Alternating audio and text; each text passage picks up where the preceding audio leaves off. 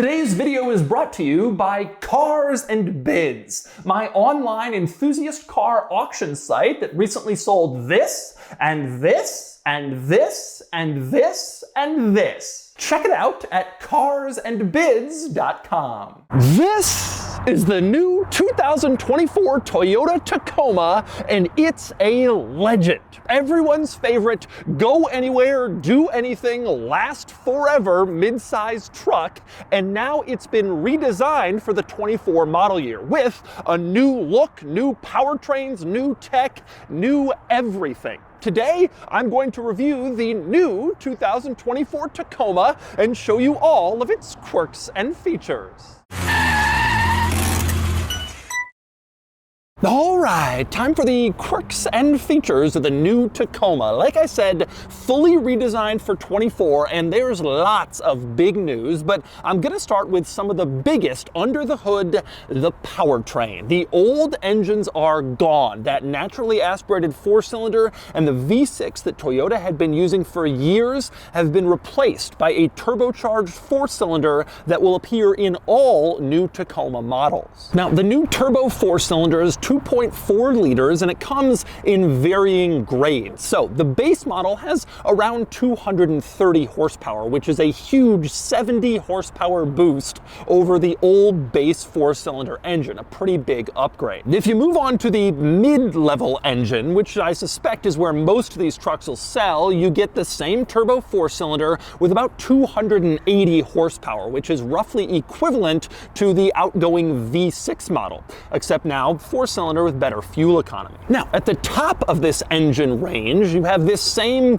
turbo four-cylinder, but with a hybrid component. Toyota calls it the iForce Max, and it makes 325 horsepower and 465 pound-feet of torque. Those are huge figures for a mid-sized truck like this. Now, that iForce Max engine is optional on mid-range Tacoma models and standard on the off-roader TRD Pro and the new Trail Hunter model, which is overlanding focused. But that engine isn't available yet. This truck is coming out in the next few weeks, but the hybrid won't come till the spring, so I can't test that or the TRD Pro just yet, but hopefully soon. As for drivetrains, the new Tacoma offers rear-wheel drive or four-wheel drive, and surprisingly, manual transmission or an automatic transmission. This truck is equipped with the manual and the mid-level powertrain, and if you get that combination, you actually lose just a little bit of horsepower. It drops from 278 down to 270 with 3 pedals, if that's your choice. By the way, one quirk I love under the hood, your ability to select where you want to put the hood prop. It can go in this hole, or if you want the hood open just a little bit more, it can go in this hole, and then you have access to a little bit more engine, I guess. Kind of hilarious, but 2 hood prop choices. And next we move on to the next most important detail of the new redesigned 24 Tacoma, and that would be the way it looks on the outside. You have a completely new design compared to the outgoing model. Totally revamped, doesn't share any panels or pieces. Now, admittedly, it is kind of an evolution of the old Tacoma. It's not a totally new look. You kind of figured this is how it was gonna go, but it is more modern, crisper, sharper lines, kind of brings the Tacoma into the new era of mid-sized truck. Now, the new Tacoma is also, in my mind, a little bit more muscular and aggressive than the outgoing model, and that's especially true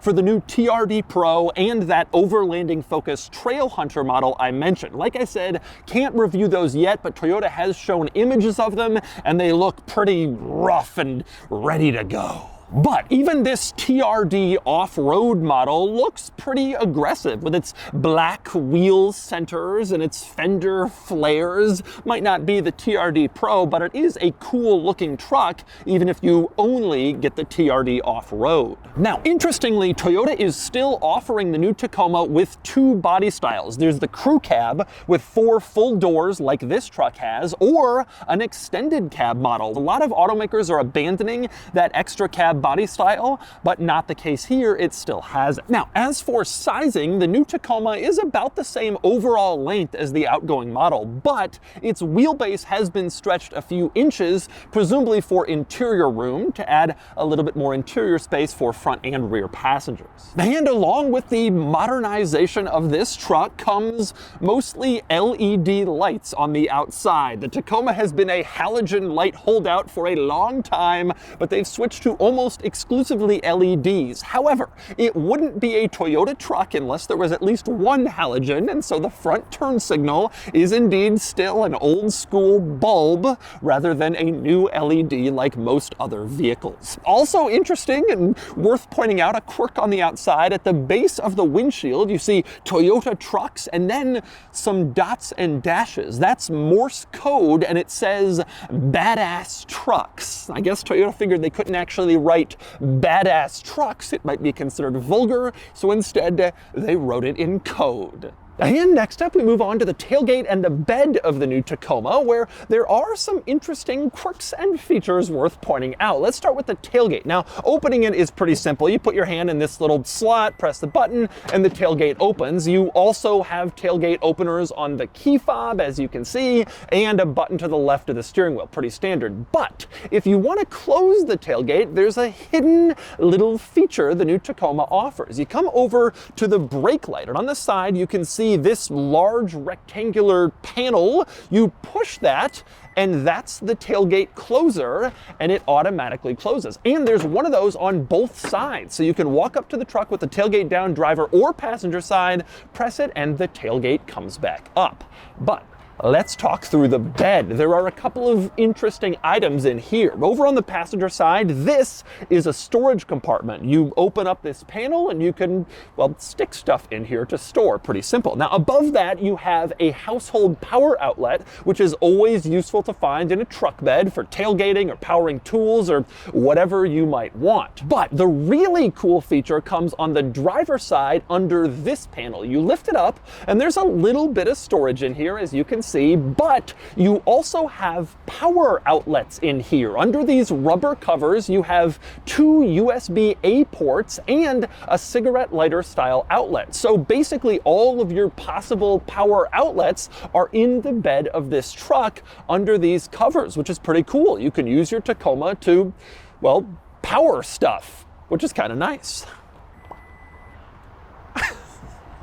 And next up, we move inside the new Tacoma, which is another big, new, important thing because the interior has been completely redesigned compared to the outgoing model. And the interior of this truck, well, it isn't what I would call nice. That's never really been a hallmark of the Tacoma. It's not intended to be a luxury truck. It's supposed to be a tough, durable truck, and that's how it feels in here. Looking around, you can see a lot of right angles, a lot of big buttons and switches, a lot of tough, durable looking design. No swoops, no wood, no high quality stitching and leather. It's not supposed to be that way in the Tacoma. It's all about durability. And in fact, Toyota is one of the few brands that can use relatively cheap materials and people give them a pass because it's durable. A good example is on the door panel where you have this rubber door pull. It doesn't look good, it doesn't feel great, but when you touch it, you think this is going to last forever.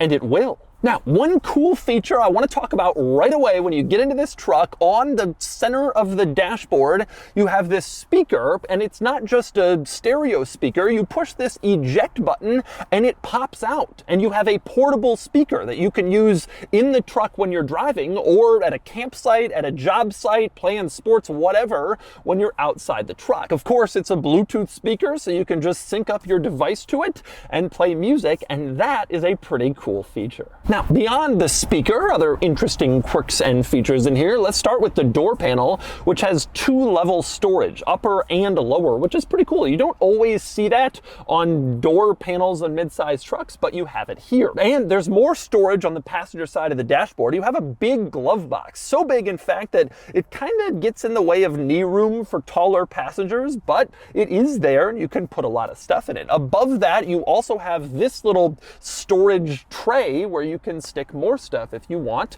And of course, 2-level storage on the passenger door panel as well. Beyond that, another very obvious focal point in this interior is the grab handle, which you can see in the middle here. This giant, huge thing with rubber on top you can grab on while you're off-roading to feel a little safer when you're going over jumps. In the new Tacoma, your eyes also instantly take you to the new switches, which are huge. You have dials for your climate control here, really, really big dials, and your stereo volume directly above that, and also larger switches for your other climate control functions below. The intent here is you're using work gloves, you're out off-roading, doing stuff. You want to be able to move these dials without having to take off anything you might be wearing, so you have some bigger ones in this truck. But as far as switches and dials and controls go, the most interesting one is here in the center console. This is a dial and a button and a switch. So let's start with the dial part. Twist the outside and it changes your drive mode. You can choose between sport,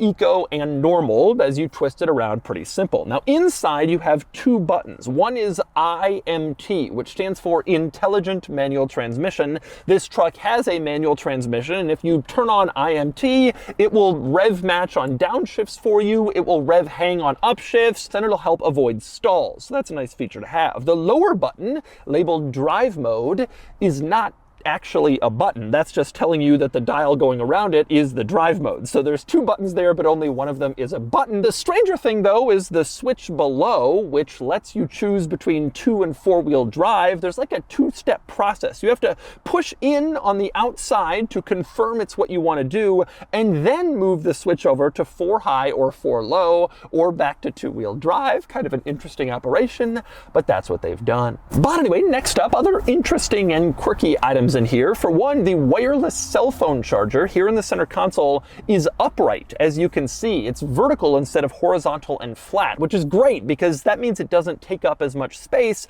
as a flat charger, which usually robs a lot of room here in the center console. Another interesting item is the rear view mirror. You can see right now it is a rear view mirror, nothing weird there, but flip this switch and it becomes a camera and shows what's going on behind you, which is fantastic. That means you don't have to look through your back seats or whatever you have in the bed. You can always see what's directly behind you. I love this feature and I'm thrilled to see it already in trucks like the new Tacoma instead of just high-end luxury cars. Also worth noting, this group of buttons here in the center console, a couple of them have some interesting functions. For one, you got a rear differential locker here, as you can see, which is obviously nice to have when you're off-roading. Next to that, you have a sway bar disconnect, which is always nice to be able to do from the comfort of your interior. Press that, and it gives you some more capabilities. But most interesting is this clutch start button with the word clutch crossed out. This allows you to turn off the function that requires the clutch to be pushed in when you start the truck. The thinking is, if you're off-roading and you're on some crazy hill, you've turned off the truck to go spot yourself or whatever, you get back in and you don't want to roll back by pushing in the clutch, you can turn off clutch start and then start in gear and roll forward. That's a thinking. Not sure how many people use that or even get a manual transmission, but the feature is there and it's kind of cool. Also worth noting in this truck, to the left of the steering wheel, you have some auxiliary switches. They're already there in case you want to install like a light bar on the roof or some other auxiliary items. You don't have to cut into the dashboard and install your own switch, which is nice to see. Also in this vicinity, you can see here, there's more Morse code. I thought it would be a cool hidden message, but instead translated the whole thing, took like 4 minutes, and it just says accessory relay. That's where the fuses are. That is not interesting. Not sure why they bothered with Morse code, but they did. Now, one other important item in this interior, the new Tacoma TRD Pro will supposedly have these new seats that have their own built-in shock absorbers, which apparently will make it more comfortable when you're off-roading on rough terrain. Like I mentioned, the TRD Pro doesn't come out till spring. This version, the TRD Off-Road, doesn't have the seats, so I can't test them out yet. I know there's going to be questions, and there's your answer. But last thing in the interior, time to address the elephant in the room, quite literally, the Infotainment infotainment screen, which is absolutely massive, both for a midsize truck and for a Tacoma,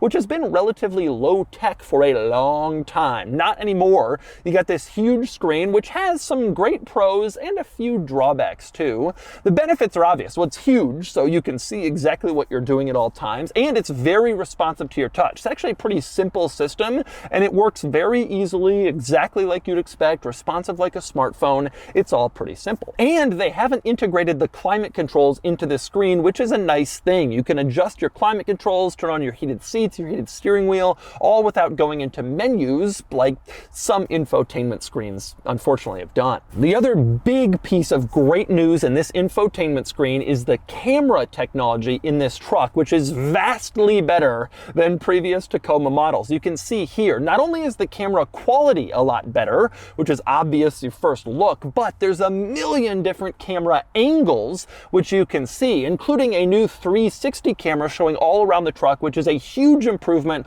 over the laughable 360 cameras Toyota has had in previous models. You have basically everything here. There's also off-roading cameras which can show directly in front and behind the truck and precisely what's on each wheel to make sure you miss obstacles out on the trail. It is a really good camera system and a big improvement over before. Now, with that said, still a few drawbacks in this system. Probably the biggest is the lack of a home screen. There's no like home where you can go to see 3 panels at once, the navigation, the music, and maybe the weather. It just doesn't have that. Instead, you have to select like an individual screen, navigation or music, as your default menu. Now, that probably won't be applicable to most people. They'll probably use Apple CarPlay or Android Auto, which is standard in this truck, but still worth pointing out. Now, the gauge cluster is the other notable screen in this truck and a big improvement over last year. For one thing, it is very configurable. You can adjust what's shown on the left, center, and right panels of the screen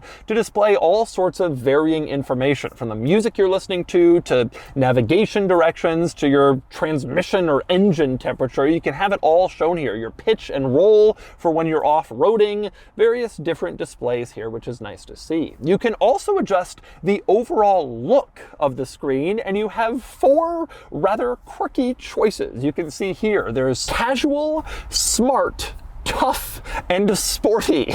If you decide you're feeling casual or smart today, you can do that. If you're feeling tough or sporty, you can do that as well. Kind of interesting names, but it all works. The only real drawback of this gauge cluster screen, again, a little bit of a lack of configurability. There's no ability to have a full screen map here, which a lot of automakers do. And there's no like half the screen is your music, half the screen is a map. You still have to fit into their parameters, and the screens that are configurable are kind of small. But it is a big leap forward in terms of technology for this truck, and it's going to be really desirable to a lot of buyers. And finally, we move on to the backseat of the new Tacoma, which I have to say is smaller than I expected, particularly given the wheelbase bump, which I thought would add more interior space. There's not a lot of space in here. I was just in the new Chevy Colorado, and it was also kind of tight in back, but certainly a little bit larger than in here.